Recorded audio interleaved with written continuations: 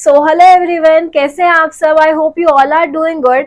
तो last time हमने start किया था topic asexual reproduction and it's different mode from chapter how do organisms reproduce. इस topic के अंदर we have already completed 3 modes. First one was fission, second was fragmentation and the third was regeneration.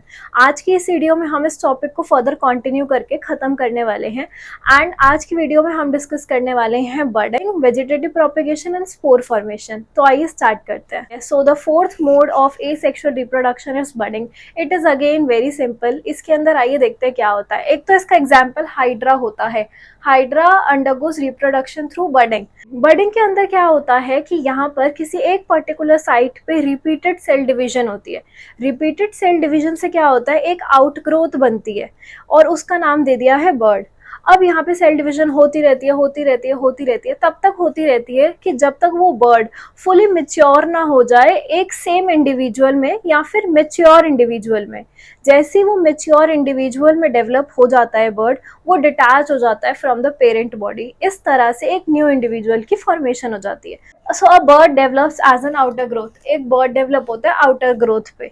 This happens due to repeated cell division at one specific site. ये किस वजह से होता है? Repeated cell division की वजह से एक पर्टिकुलर साइट पर। The bird when fully mature detach from parent body and become new individual. जब ये बर्ड फुली मैच्योर हो जाता है तो ये डिटैच हो जाता है पेरेंट बॉडी से एंड एक न्यू इंडिविजुअल बन जाता है। तो इस चीज को मैंने डायग्रामेटिक रिप्रेजेंटेशन के थ्रू भी दिखा रखा है। तो हमने हाइड्रा का एग्जाम्पल कंसीडर करा है। This is a parent hydra. So यहाँ पर इस साइट पे क्या हो रहा है, एक आउटग्रोथ डेवलप हो रही है जिसको हमने बर्ड बोला।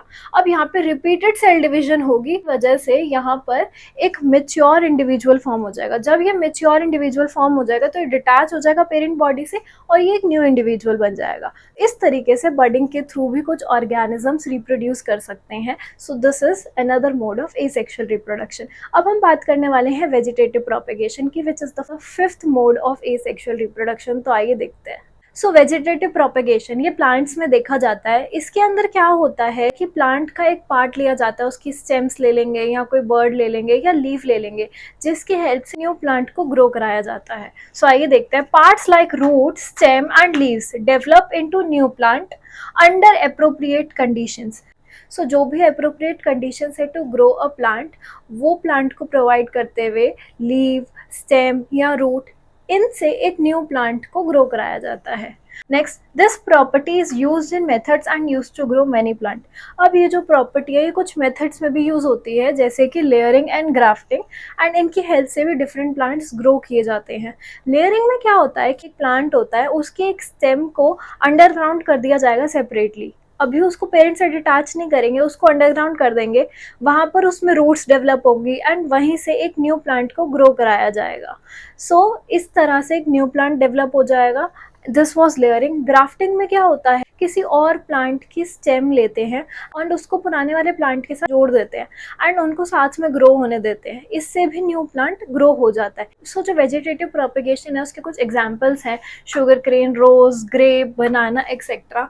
अगर हम स्टेम की बात करें तो शुगर केन स्टेम के थ्रू ग्रो होता है। अगर हम लीव्स की बात करें तो इसके अंदर ब्रायोफाइलम आप एग्जाम्पल ले सकते हैं। अब आपकी बुक में ब्रायोफाइलम के बारे में एक्स्ट्रा बता भी रखा है कि ब्रायोफाइलम में क्या होता है, उसकी लीव्स पे बर्ड डेवलप होते हैं। देखिए जैसे कि यहाँ पे ये है लीफ ऑफ ब्रायोफाइलम प्लांट, इसमें बर्ड्स डेवलप हो जाते हैं at the margin of the leaf and ये जब डिटैच होकर नीचे गिर जाते हैं सॉइल पे तो एक न्यू ब्रायोफाइलम प्लांट की फॉर्मेशन होती है। यहाँ पे मैंने लिख भी रखा है, birds produced in the notches along the leaf margin of Bryophyllum falls on soil and develops into new plant. जब ये बर्ड जो कि कहाँ पाए जाते हैं, लीफ मार्जिन पे, किसके लीफ मार्जिन पे, ब्रायोफाइलम के, जब ये गिर जाते हैं सॉइल पे तो it develops into new plant. तो ये न्यू ब्रायोफाइलम प्लांट को अराइज करते हैं। So this is a little bit information about vegetative propagation. सो अब हम देखने वाले हैं क्या एडवांटेज होती है इस मेथड की over to the plants that are grown through seeds. तो आइए देखते हैं। And this concept is very very important, यहाँ से पेपर में क्वेश्चन आने के चांसेस हाई रहते हैं।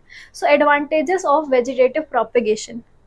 So advantages of vegetative propagation. The first advantage is plants grown through this method bear flowers and fruits earlier than those of produced by seeds. इस method के through जो flowers and fruits visible होते हैं plant के ऊपर वो जल्दी appear हो जाते हैं as compare to the those plants that are grown through seeds. Next is plants that have lost the capacity to produce seeds are also grown through this method. कुछ plants जो seeds ही produce नहीं करते वो भी इस method के through grow हो सकते हैं. Plants produce are genetically similar to the parent to have all its characteristics. तो जो plants grow होते हैं वो एकदम genetically similar होते हैं to their parent. इससे क्या होता है कि जो parent के जो भी characteristics हैं, जो भी beneficial characters हैं parents के, वो offspring के अंदर या फिर जो new plant form हो रहा है उसके अंदर भी आ जाएंगे.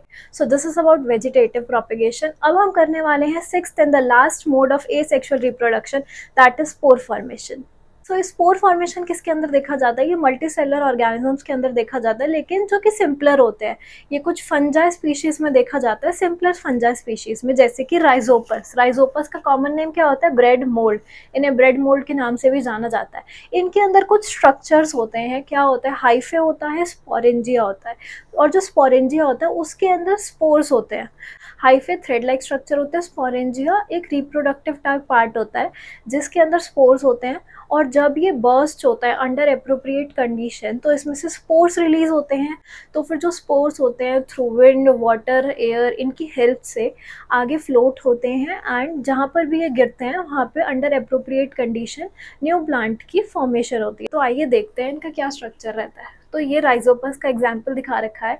तो यहाँ पर हाइफे थ्रेड लाइक स्ट्रक्चर्स हैं. ये स्पोरेंजिया है. स्पोरेंजिया के अंदर स्पोर्स होते हैं. जब ये बर्स्ट हुआ तो इसमें से स्पोर्स रिलीज हुए, स्पोर्स उड़ कर गए एंड स्पोर्स जब गिरे सॉइल पे इन्होंने अंडर अप्रोप्रिएट कंडीशन एक न्यू प्लांट की फॉर्मेशन करी. सो this is very basic and very simpler. अगर हम देखें तो सारे ही एसेक्सुअल रिप्रोडक्शन के मोड्स बहुत ज़्यादा सिंपलर एंड ईजी थे. अगर आप ढंग से समझ लें इन्हें एक बार तो फिर आपको एकदम लाइफ टाइम ये याद रहने वाले हैं. सो मैंने आपको एक एक मोड बहुत सिंपल एंड ईजी लैंग्वेज में समझाने का ट्राई करा है.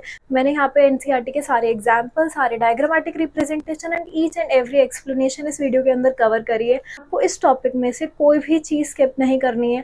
आपको वीडियो को पूरा ज़रूर देखना है. इसके अलावा जो भी बीच बीच में इंपॉर्टेंट क्वेश्चंस थे मैंने वो भी आपको बताए हैं. सो आई होप आपको ये टॉपिक अच्छे से समझ आया होगा.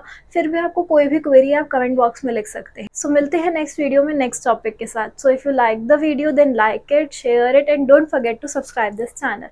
Thank you.